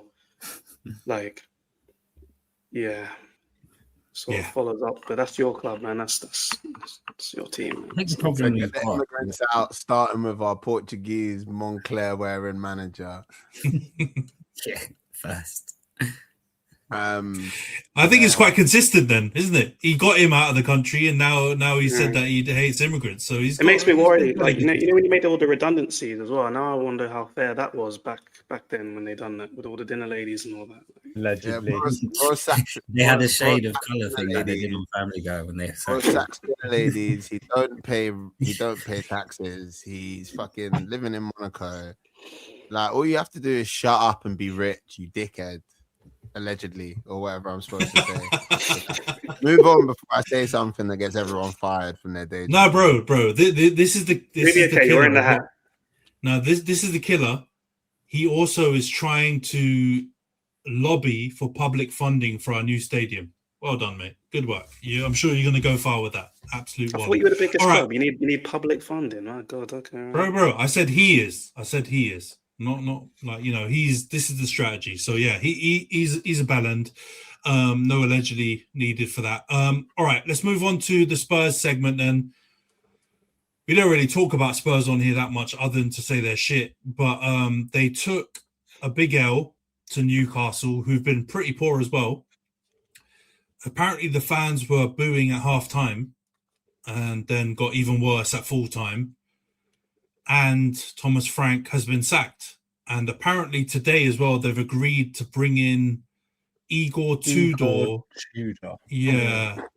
Who I think I remember when we were growing up, he was a Croatian player, innit? And I looked at his record and he's managed 4 clubs or something in like 2.5 years or something. So it's not looking good from that perspective, because I doubt he's been, bouncing from jobs because he got, a bigger salary somewhere else. It was getting fired from all these places.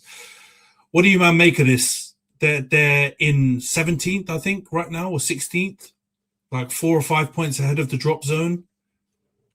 I mean, that relegation thing might be real, guys. Are we gonna take it seriously now? Because this is heading only one way. Given the manager that they've chosen, it's a little real than I was going to give it credit for, because who the fuck is that guy? I looked at his resume. My God, he's been by some absolute dross teams as well. So if he is what they are hoping will keep them up, fuck me, they're in trouble. They need to go over to Marinakis and say, "Man, can I have your leftovers? Get me my shoe and let's stay up." Because this Don, I don't know how he even got the Juventus job, to be clear, right? And the Juventus is a madhouse as well. So like that's one thing. But he got the Juventus job somehow after getting sacked by bloody FC or whoever he got sacked for before that, or Mulder or whoever Solskjaer's old team was. He got sacked by someone's shit. Somehow, accompanied his way into his next like a big job somehow, got sacked off by them. I have no idea, what's his name? Venkat is our old CEO. That's their new CEO. My guy, have a fucking word with yourself. This guy's going to get you relegated. Your team is already shit. And now you brought in, honestly, the crop of managers at the big teams right now, every single one of us, apart from the Arsenal fans in here, have got an absolute fucking Z-list manager at this point in time. What is going on?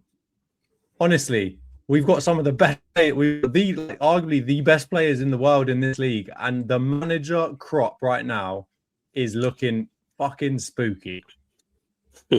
We have got like FIFA regens or Football Manager regens as all of our managers right now. What the hell is going on? Yeah. I mean, it was surprising. I thought they were going to bring in Ryan Mason and just, reload that up again until the summer. But I can't work out if this is better than that. I mean, It's not. Razor, is it the same? Just Croatian Mason? If Amorim made Ratcliffe a bit like anti-immigrant, Tudor's gonna have NH putting on some hate crimes, allegedly. Nah, like I can't see. I don't see what the flipping like idea is, and I don't care because it's Spurs and I want them to fail and it's really funny. But it's also, if I forget that it's Spurs for a second, it's quite like it's bang out of order that like you can take something that like means that much to a community and like literally run it that badly into the ground. It's like at least when like American sport franchises tank or whatever, when the Jazz sit their stars in the fourth when they're up, like they're trying to get a draft pick. There ain't no draft picks, bro. You're gonna be in the championship. Like everyone was rinsing like West Ham about having the London Stadium in the championship. You know how crazy it would be to have the fucking Beyonce Stadium in the championship. It's just beggars belief. Like it's just they're not taking it seriously. I think the people who run Spurs, because I think players, and I think if you listen to some of the comments that like Ange made this week as well, I think managers, players, fans, I think they're all like very aware that this is a reality in terms of them getting sacked. And I think the only people that probably think Spurs are too big to fail like that are unfortunately the people that are pulling the fucking strings. But yeah, it's actually mad. It's crazy. I don't think it's better than Ryan Mason. It's different from Ryan Mason. I think they're in a difficult bit like post Daniel Levy as well, aren't they? Because he bounced during the season, and then he was probably they fired him. Yeah, well, that's it. Maybe there's a lot. So the ones pulling the strings, obviously, they're a bit lost, aren't they? They don't really know what they're doing. He was the guy. As much as we criticize him, he would always get a good transfer fee from his sales. As much as they criticize him, they used to talk about him like he was Lord fucking Voldemort. Yeah, they did. How bad things have to be for you to miss Lord Voldemort. Their wage structure is always a talking point. So yeah, they put themselves on the map just by the Beyoncés and the NFLs and all that stuff. In other I think if they survive, they might get Poch after the World Cup. He might leave United States team and go back again. Maybe they'll try and run that one back. It won't end well, I don't think. But I hate talking about Spurs because they just don't mean anything to me at all. They're just, I hate it. But the writing was on the wall for Frank. They had to get him out because they hate watching their team play. They're pretty boring and they're not getting any results out of it. And his former team, Brentford, are still doing fine. So it just makes him look really shit. So you kind of have to bin him. But I don't know what they'll do. I still rate Frank, man. He's been done dirty. He's completely been done dirty in that role. Like the signings they've made. You talked about Jonty talked about Z-list managers. I've never understood how Spurs like fans. Like, I understand why they back Maddison. I understand why they back Kulusevski to a certain point. I understand, like, some of the good players they actually have, like, Van der Ven and stuff like that. But if you look around that, it's mostly either kindergarten stuff, youngsters, or absolute shite. There's no decent... all of our squads have got your better players and then you've got your youngsters and then you've got this like chunk of players in there where they're either rotation or they're like your starting 11, but they're solid players that you're expecting 6 and 7s out of 10 every week. They don't have those. They've got Bentancur and, fucking Ben Davies and all of these other guys in there that are they're not the people that are going to get the team to the position that they want. And if you don't even give Frank enough time, I know the football was terrible and they were getting really bad results. So I understand where the sackings come from to a certain extent, but he's just a fall guy. They've mismanaged that club horrendously and he's got completely screwed by it. Yeah, it's a poison chalice. And I would say, they probably belong in the Championship because their transfer strategy has basically been a Championship team's transfer strategy over the last so many years anyway. I think that their signings will actually... No, but they'll Solanke, I'll be honest with you, I know he's a good player now, but come on. A year ago, that was a Championship signing. I think he's bogus, but they threw 60 million at him, and same with Richarlison. Oh, no, this is what I mean. Like, they overpay for people who are rich. And they buy people that like newly promoted teams should be buying, not top big old Tottenham should be buying. So, they probably belong in the Championship, and the other good thing is that they'll get some parachute payments as well. So maybe they'll do all right. They can sign a couple more players. But honestly, it's a woeful team, and I do really feel sorry for Frank because he is a good manager, and I'm not going to judge him off the back of Tottenham because how many managers can we say actually have done half decently there? We've had like Hall of Fame managers like Mourinho go there and look good, and so his attention to detail.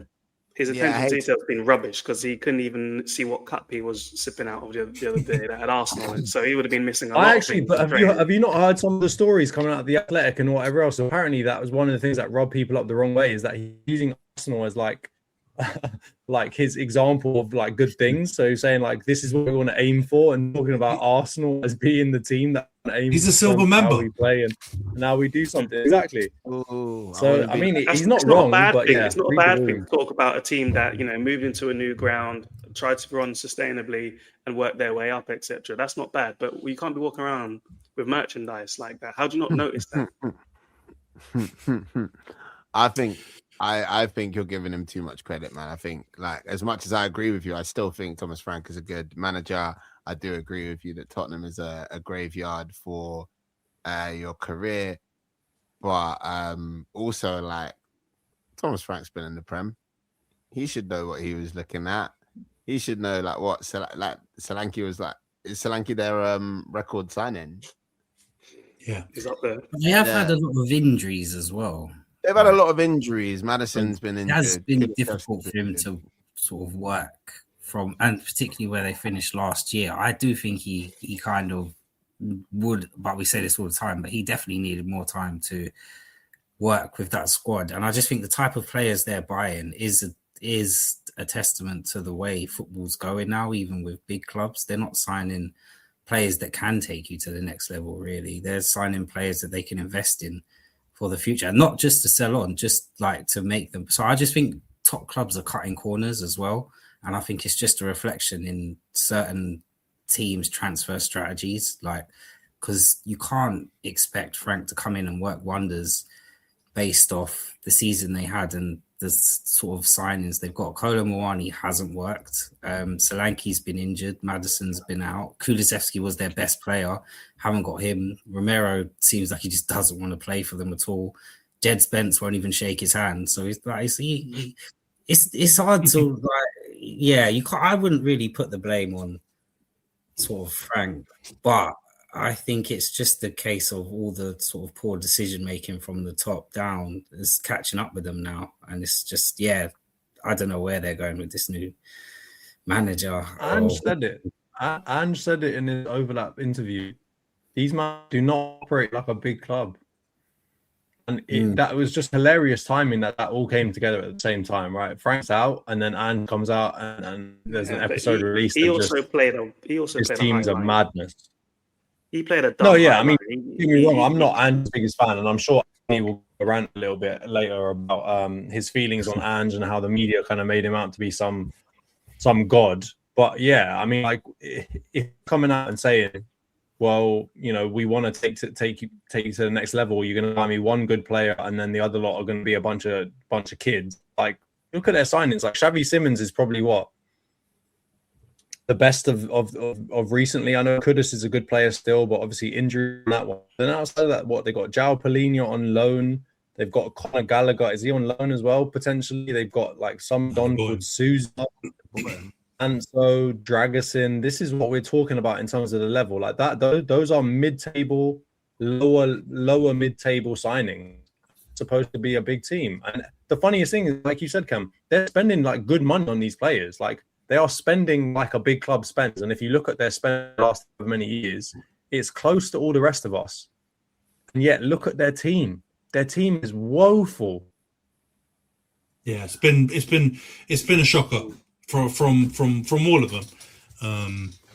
But I do agree. Like Frank's obviously made mistakes. He's part of this shite show, but obviously he's the one who's going to be the fall guy. And I feel like it's a bit unfair because if you proportion out the blame, he's not the main person to blame, in my perspective anyway. And he'll go out there and he'll get a decent job and he'll do something with kind of a mid-level team. He may get another crack at a bigger club. But yeah, man, we may see Leeds 2.0 with Spurs this season, because when Leeds went down originally, no one could believe it as well. And I swear they were down there for like a decade or more, trying to struggle to get back up. So yeah, Razor's doing the old Ronaldinho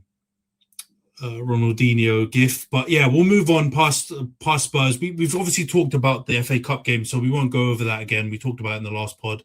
Chelsea already through. Arsenal, Liverpool to come up over the weekend as well. But we'll preview the only Prem game next week in the midweek. So it's Wolves against Arsenal. But before we do, I'll go through the prediction league for the updates. So we've got a change in the table. So Rhys is now first, 89 points and 15 correct scores. Khem has dropped down to second. Convenient off camera there. 88 points and 15 correct scores. Exactly. Always a bridesmaid. Liverpool were there before you lot, so don't let him cuss you about that. Jonty in third, 87 points and 13 correct scores. Io is in fourth with 79 points and 10 correct scores. Razor is fifth on the same amount of points, 79 points and 9 correct scores. I'm in sixth with 77 points and 7 correct scores. And Nash is where Nash is. I'm not allowed to talk about that. All right, Rhys, Wolves, Arsenal. What's your prediction in this one? All right, it feels good to be back, man. I wasn't gone too long. I hope you kept my seat warm, Khem. I appreciate that. But yeah. Anyway, I've gone 3. I think I went 3-0 Arsenal. Wolves are terrible. Although they defend a bit better. We breached them 4 times. So if we can do it, you can do it. Fuck. I have faith in you. And shout out to Brentford and Arsenal for my correct score and pulling me back to the top. I appreciate both of you guys, both of your teams. Well, yeah, So, yeah, long may it continue. Correct scores all the way. Johns, you better not have copied me this week. I swear. I don't want to ruin it, but we'll get there in a minute. Khem, what's your prediction in this one? Wolves, Arsenal. 3-1 to Arsenal. Good opportunity for Saka to get a goal or assist as well. Yeah, for context, in the background, the group chat, there's some fishing and trolling going on around Bukayo. Johns, what's your prediction on this one? Wolves, Arsenal. Unfortunately, something fishy is going on because I also predicted 3-0 Arsenal. So fuck you. Yeah, hopefully I get one up on Khem. And, I'll join you at the top. Yeah, that's the title race battle, isn't it? You three. So as of streaming, I still haven't got a score prediction in from the tall guy, as he's known by a few different people. Io, if you're watching this, you might want to send it through. You can still salvage this. Speed up. Let's get through the prediction. Come on, who's next? Yeah, no tic-tacs, no. Yeah, again, I mean, they're throwing it out again on the stream. Oh, We're my on the God. stream, broski. Terrible. We're on the Oh, stream. missed it. He's had all Announcing the stream is a tic-tac. There's He nothing was you can do active about it. in Relax chat yourself. as well. Yeah, I know. We're Stinker. saving him. There's a pinned message. Razor. I know. Stinks. Razor, what's your prediction in this one? Wolves Arsenal. Khem copied me because he wants to be like me. 3-1. To the Arsenal. We're just best friends and we're in Shut sync. up, you prick. Shut up, you mug. All right, 3-1. I've gone 2-0 Arsenal. See, I was thinking more goals, but Wolves throw in these games every now and again where they actually, just like Rhys said, they pulled themselves together and they actually play decently. And I'll say it again, that boy Mane is a player. In every game I've watched of them, he's generally always their best player. He's not going to be there long. There's absolutely no way he's playing the Championship next season. But yeah, he's good. So I think Wolves will get beaten in the end, but I don't think it'll be an absolute drop-in. But, you know, I'm not really someone to be listened to in the Prediction League is talked about. But Nash did send it through. He's gone 3-1. So we've got 2 3-0s, 3 3-1s, a 2-0, and a prediction pending. Yeah, blank right now. But yeah, all right. That we'll wrap up the pod here. We've obviously got the FA Cup games. We'll be back after the FA Cup games and after the Arsenal Wolves game to review that and look ahead to the weekend, which will be the North London derby, Arsenal Spurs. So yeah, big couple of weeks to come, and we'll see you guys soon. Take care, everyone.